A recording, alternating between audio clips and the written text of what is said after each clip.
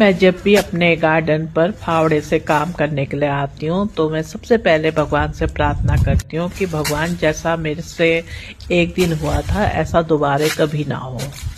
कुछ दिन पहले हुआ है मुझसे, वो दोबारा कभी ना होने पाए। ऐसा होता है कि जैसे हम लोग ये खोदते हैं ना यहाँ पर ज़मीन पर, तो इसके नीचे कई सारे जीव जंतु रहते हैं।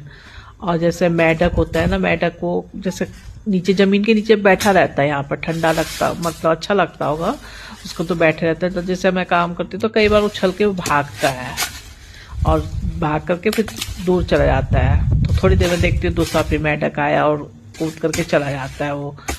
और ऐसे करके कई कई बार मेंढक निकलते हैं। एक दिन क्या हुआ कि ऐसे ही मैं फावड़ा चला रही थी, तो और एक मेंढक के जो है ना, जैसे मैंने ऐसे चलाया तो उसके जो है ना चोट लगी मेंढक के फावड़े से।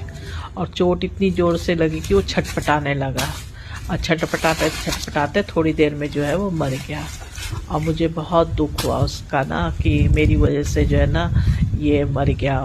मेरी वजह से ही तो उसको चोट लगी ना, मुझसे ही तो लगी चोट।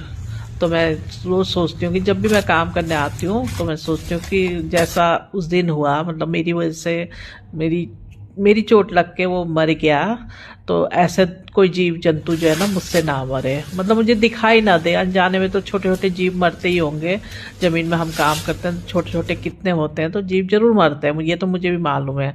अनजाने में मतलब दिखाई नहीं देते वो, लेकिन जो दिखाई दे ऐसा जीव मुझे ना दिखे तो बहुत अच्छा है। तो मैं भगवान से ही प्रार्थना करती हूँ ऐसा दोबारा ना हो कभी।